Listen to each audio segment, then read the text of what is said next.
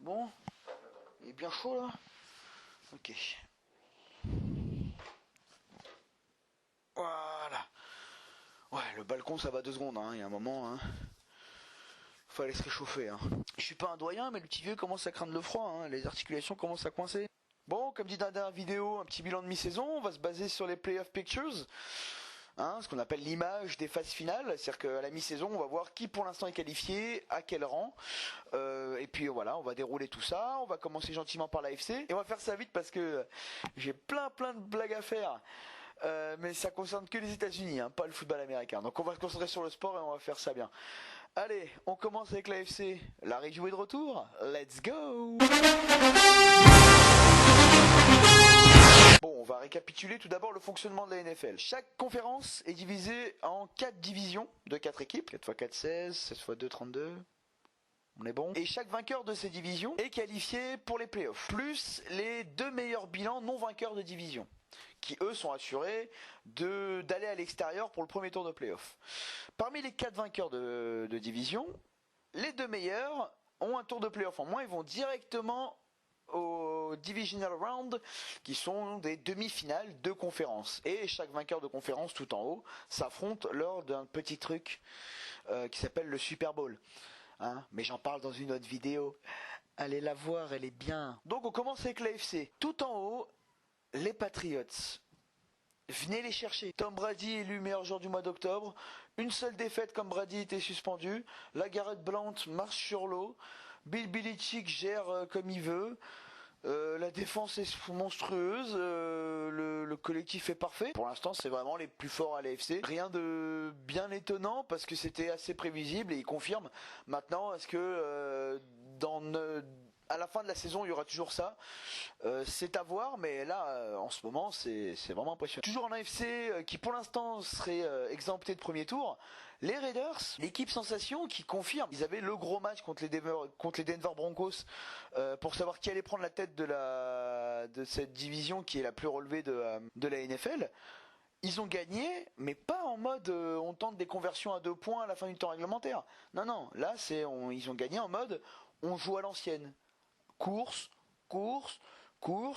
des petites passes, course.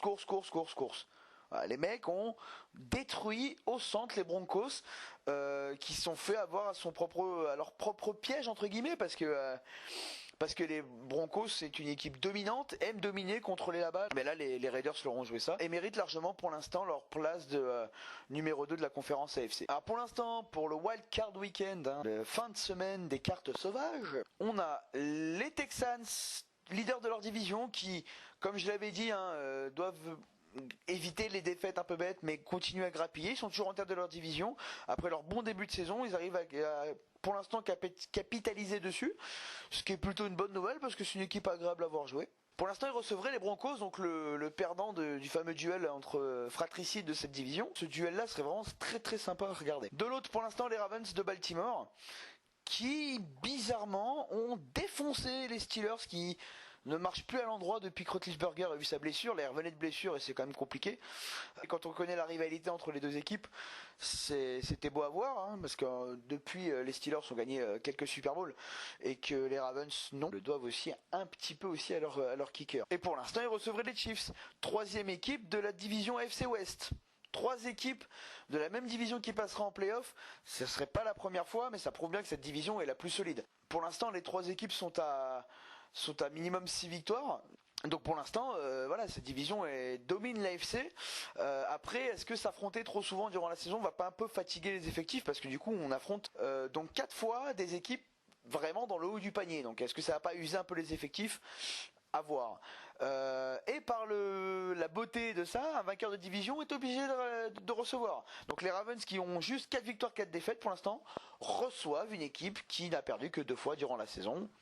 Tout est normal. Et à la chasse, alors in the hunt comme on dit, c'est-à-dire dans la chasse, c'est-à-dire juste derrière, ils sont là comme ça, tac, ils veulent piquer, ils veulent prendre la place de ceux qui sont bien placés, c'est-à-dire qu'ils sont pas leaders de division, mais avec leur bilan, ça peut le faire. Il y a les Dolphins qui sont bien revenus dans la course pour l'AFC Est, pour la place de 2e, avec 4 victoires, 4 défaites, ils sont vraiment pas mal, ils commencent à développer un jeu sympa, et leur QB montre des choses intéressantes. pas toujours parfaite, mais intéressante. Et on a aussi les Steelers, qui malgré tout, voilà. Et derrière, on a Chargers, Titans, bonnes équipes. Mais il faudrait qu'ils arrivent à faire des suites de victoires et ils n'ont pas encore réussi à le faire. On est au milieu de la saison. Il leur faudrait un petit exploit pour passer devant les équipes qui sont déjà bien ancrées dans cette division AFC. On passe à la NFC. Tout en haut, les Cowboys, qui avec les Patriots sont vraiment l'équipe la plus impressionnante. Si vous ne savez pas ce que c'est qu'une ligne offensive, si vous vous demandez c'est quoi ces mecs qui se rentrent dedans sans connaître vraiment le fonctionnement du football américain, regardez à quoi ça sert avec les Cowboys. J'ai très peu parlé de cette équipe depuis le début de saison parce qu'avec la blessure de Romo, je pensais que ça allait pas le faire, mais là, ils sont vraiment bons et puis la ligne offensive est tonitruante. Et puis il y a cette connexion des deux rookies. Prescott-Elliott, la connexion des deux rookies Prescott-Elliott qui fait des miracles. Ezekiel Elliott est le leader des running backs. Le mec est rookie, il est leader des running backs. Il est dans les temps de passage des meilleurs coureurs rookies de l'histoire. Et en plus, Prescott lui fait très peu d'erreurs et joue assez bien. Et les deux ensemble, c'est de la dynamite. Et en plus, ils ont donc une ligne offensive qui leur sauvera la vie. T'as l'impression que avec eux, ça va être compliqué d'aller les toucher derrière la ligne, quoi. Les mecs sont intouchables. C'est un peu à cause de Chromo n'est pas là. Ça pèse 130 kg, 140 kg, ça bouge dans tous les sens. Une fois que ça a mis les mains sur l'adversaire, ça ne lâche pas. Les petits jeunes, ils ont juste à avoir des trous et pour eux, c'est boulevard. Après, ils font parler leur qualité athlétique et c'est un vrai régal à voir jouer. C'est quand même marrant parce que je me dis que les deux premières équipes AFC et NFC sont sûrement les deux équipes les plus détestées actuellement dans le football américain. Tiens, ça me rappelle un truc, ça. Quelqu'un qui est détesté mais qui gagne à la fin. Non, ça va me revenir. Derrière, les Falcons, monstrueux. Chez eux, c'est très fort les Falcons. Ils ont fait un début de saison tonitruant et ils capitalisent un peu comme les Texans, mais à un niveau supérieur. Parce que Matt Ryan est exceptionnel cette saison. Je ne pensais pas que cette phrase allait sortir de ma bouche, mais Matt Ryan est exceptionnel cette saison. Et puis j'ai une équipe très sérieuse. Je pense que ils vont pas concéder beaucoup de défaites d'ici la fin de la saison, les Falcons. Leur calendrier est plutôt light, donc ça peut le faire pour eux. Va falloir aller les déloger de cette place-là et dans leur division, ça peut peut-être aller les chercher, mais voilà, moi je mets vraiment une pièce sur eux. Derrière, pour l'instant, les Redskins affronteraient les Seahawks de Seattle, qui malgré un début de saison franchement compliqué, et restent sur les fondamentaux de l'an dernier et petit à petit voilà, reviennent à des standards qui correspondent plus à leurs ambitions de début de saison. The Legion of Doom et Russell Wilson qui est toujours aussi virevoltant. Les Redskins avec un bilan 4-3-1 parce qu'ils ont fait un match nul peut rester accroché à cette place de play-off. Ils ont ce qu'il faut et vu qu'en NFC les équipes ont l'air un peu plus faibles, je pense que ça peut passer. Même chose pour les Giants qui eux pour l'instant se déplacent chez les Vikings. Alors les Giants sont à l'image de leur QB.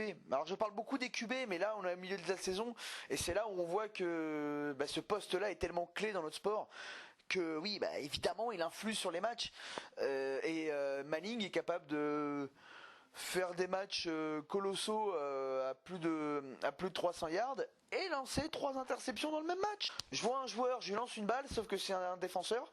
C'est pas grave, parce que l'action d'après, il va envoyer une fade de 80 yards, ou un jeu feinté monstrueux, ou une précision parfaite, ou un dernier drive juste avant la mi-temps quasi parfait. Voilà, il est capable de tout, et puis il a quand même 2 bagues, donc il est capable. Ça on sait, et en tant que fan des Patriots, je suis bien placé pour le savoir. Et les Vikings, donc, avec leur énorme défense, ils peuvent y aller les Vikings. Ils ont été invaincus pendant longtemps, ils ont eu du mal à encaisser le choc, là ils repartent de l'avant. J'espère pour eux que ça continuera. Et enfin derrière, Lions, Saints, Packers, pareil, ils sont prêts à aller grappiller des plats. Les Lions, je trouve qu'il y a une cohésion d'équipe globale. Même si au début de saison j'avais du mal à la trouver, là ça commence à prendre forme de plus en plus. Les Packers et les Saints ont un point commun. Leur QB qui font partie des voilà, qui pendant un moment semble un peu déserté autour, mais les Saints commencent à avoir du répondant et à faire des victoires. Donc on peut peut-être compter sur eux, ils sont sur une bonne dynamique positive depuis 4 matchs. Si je dis pas de bêtises, c'est une défaite et 3 victoires. Donc ils peuvent continuer à évoluer comme ça et ce serait bien, ce serait cool d'avoir Drew Brees en playoff. Comme ce serait cool d'avoir Aaron Rodgers. Mais bon, ça. Bon, allez, pour finir, je vous mets le tableau complet, hein, avec des trompettes. Des trompettes, pardon. Tenez. Mais ils savent bien que c'est pour le côté hilarique de la chose, je vais pas les tromper pour rien. Voilà les gars. Et les filles.